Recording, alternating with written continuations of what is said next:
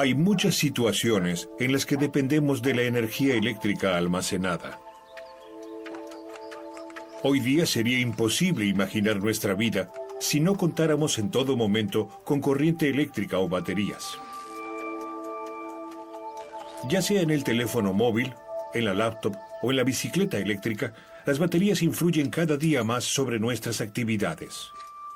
En el transporte urbano, la propulsión eléctrica está volviéndose cada vez más importante, y con ella, el uso de baterías de alta potencia. Su desarrollo se debe a un hombre que inventó por primera vez una fuente de energía que producía corriente de manera constante y que de este modo dio paso a la era de la electricidad.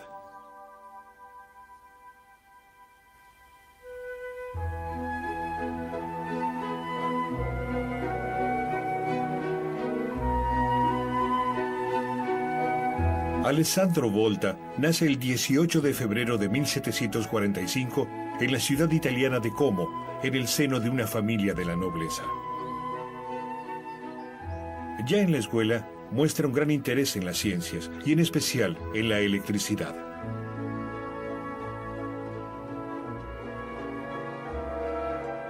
El fenómeno ya se conoce desde hace algún tiempo, pero se sabe muy poco sobre su origen.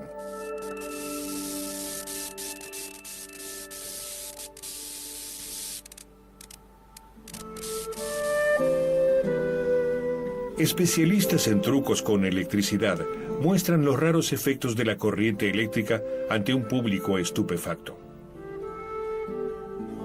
Misteriosos crujidos, rayos fulgurantes y, para culminar, la punta de una daga que enciende alcohol etílico. Con 24 años, el estudiante Alessandro Volta publica en 1769 un trabajo científico bajo el título Devi Attrattiva Ignis Electrici, donde comenta acerca de algunos experimentos realizados con electricidad. 6 años más tarde, Alessandro Volta pasa a ser profesor de física en su ciudad natal, Como, pero la química comienza a ocupar un lugar cada vez más importante en su labor.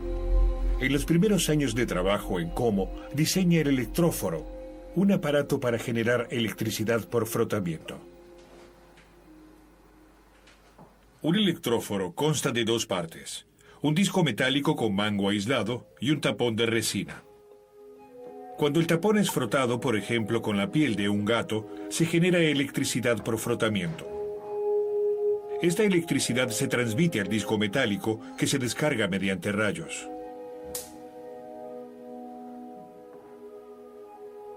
Al frotar la piel de gato, se genera un exceso de carga negativa en el tapón. Si mantenemos al disco metálico y eléctricamente neutral en la cercanía del tapón de resina, las partículas de carga positiva del disco son atraídas por las partículas de carga negativas del tapón y se unen en la cara enfrentada a él. Por el contrario, las cargas negativas son repelidas y se acumulan en la cara superior del disco metálico. Si esta cara superior se conecta a tierra, las cargas negativas fluyen hacia afuera. Ahora, en el disco metálico, faltan cargas negativas. Si se lo aleja del tapón, el disco metálico queda cargado positivamente. Ahora, si se aproxima al disco una varilla conectada a tierra, vuelve a fluir corriente eléctrica. Esto se manifiesta mediante un destello, luego del cual la carga negativa queda compensada. Esta diferencia de carga recibe el nombre de tensión eléctrica y será mayor cuanto más se separen el tapón y el disco metálico.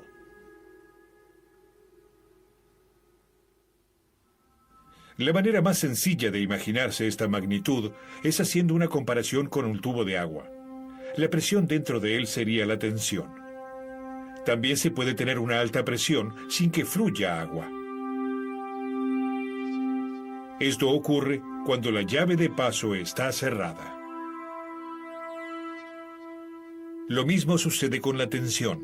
Puede haber una alta tensión sin que fluya corriente.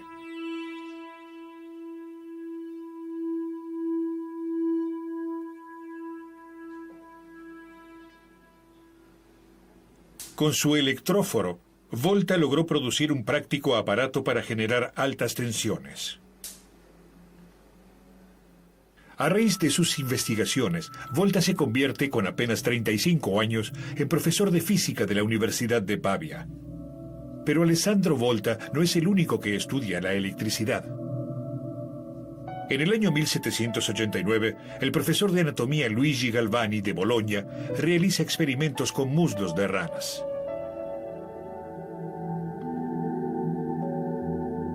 Y hace observaciones asombrosas.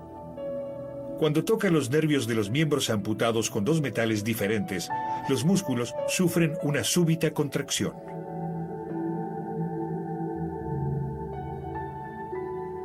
Galvani está convencido de haber probado la existencia de la electricidad animal. Alessandro Volta queda fascinado al enterarse de los hallazgos científicos de Galvani. De inmediato comienza a repetir estos experimentos, aunque no cree en la teoría de Galvani. En sus experimentos, Volta descubre que la causa de la generación de corriente eléctrica no radica en los músculos y nervios de la rana preparada, sino que hay que buscarla en los dos metales diferentes que logran conectarse a través del líquido conductor del tejido animal.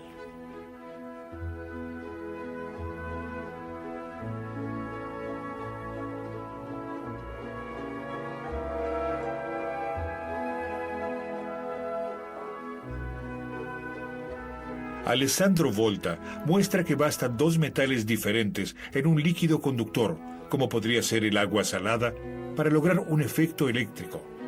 Esto recibe el nombre de efecto Volta. Volta comienza a investigar distintos metales y sus propiedades. Como instrumento de medición emplea su lengua.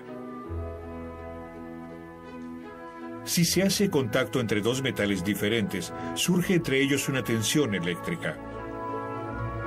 La electricidad se deja percibir como un sabor ácido que provoca un hormigueo.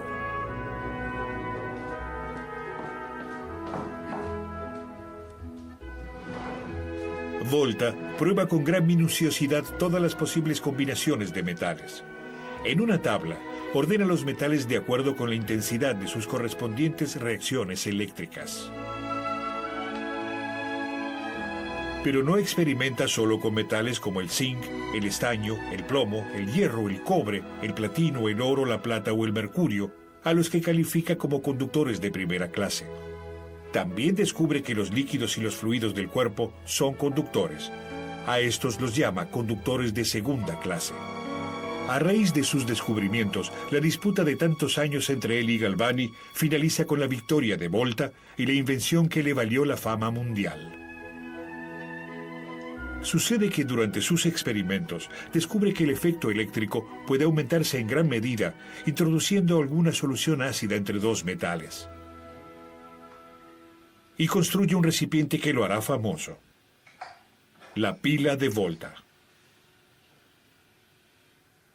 Volta coloca alternadamente monedas de cobre y placas de zinc, una sobre otra, al tiempo que las separa con discos de cuero embebidos en agua salada.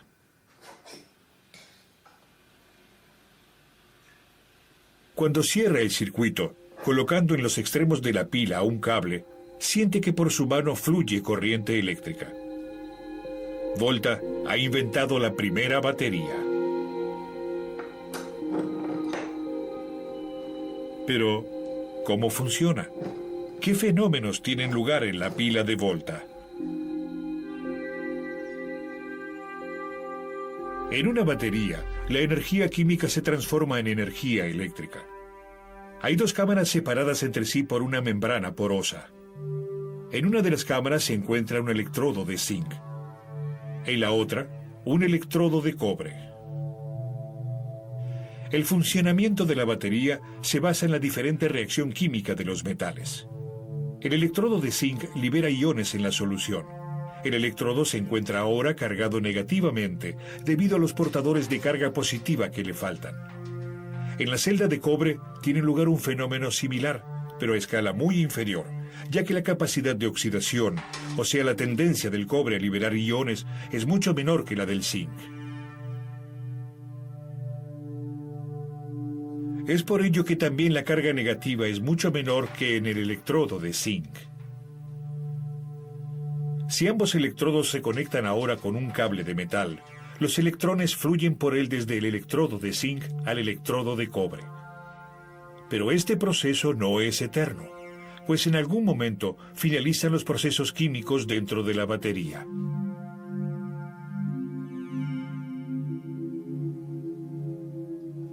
De todas maneras, la pila de Volta logra hacer fluir corriente eléctrica por primera vez durante un lapso de tiempo considerable. Constituye el paso decisivo para la posterior investigación en el campo de la electricidad. Tras casi 10 años de incesante investigación, Alessandro Volta ha logrado finalmente su objetivo. En el año 1800, cuando contaba con 55 años, da a conocer su nueva invención en una carta dirigida a la Royal Society de Londres. La renombrada sociedad científica inglesa otorga a Volta su máxima distinción, la medalla Copley, comparable con el actual premio Nobel. Un año después, Volta viaja a París, donde presenta su pila ante Napoleón Bonaparte y la Academia de Ciencias de Francia. Napoleón está entusiasmado con el invento. Le otorga a Volta una pensión anual y lo nombra conde y senador de la Italia ocupada por Francia. En 1815, Volta se convierte en director de la Facultad de Filosofía de Pavia. 4 años más tarde, vuelve a Como. Allí muere el 5 de marzo de 1827 a la edad de 82 años. Más de 50 años después, desde agosto a noviembre de 1881, tiene lugar en el Palacio de la Industria de París el primer Congreso Mundial sobre Electricidad. Se presentan innovaciones tecnológicas como el tranvía eléctrico de Siemens o un sistema de iluminación con lámparas incandescentes creado por Edison. Pero la mayor preocupación de los participantes es la unificación de las magnitudes eléctricas. La obra de Volta recibe un reconocimiento al nombrar una magnitud física según su apellido. El Congreso Mundial sobre Electricidad elige el volt como unidad de tensión eléctrica, vigente hasta el día de hoy. El conde Alessandro Volta es considerado en el siglo XIX el fundador de una nueva era, la era de la electricidad. En la actualidad existen diversos tipos de baterías, pero hay algo que ha permanecido inmutable desde los tiempos de Volta. En algún momento, las baterías se agotan y dejan de entregar corriente. Ya han cumplido con su misión y deben ser reemplazadas. La mayor parte de las baterías contienen, como en los tiempos de Volta, diversos metales. Pero estos metales y los ácidos contenidos en las baterías provocan un gran daño al medio ambiente, sobre todo cuando se los descarta sin respetar las normas. Por tal motivo, se están investigando nuevas combinaciones de materiales. Se trabaja sobre baterías de alta potencia que emplean compuestos naturales orgánicos y que tras ser usados resultan biodegradables.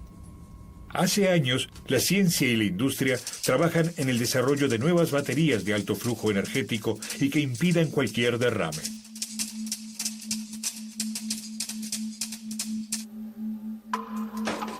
En lugar de conductores metálicos, se emplean láminas de aluminio o de plástico metalizado.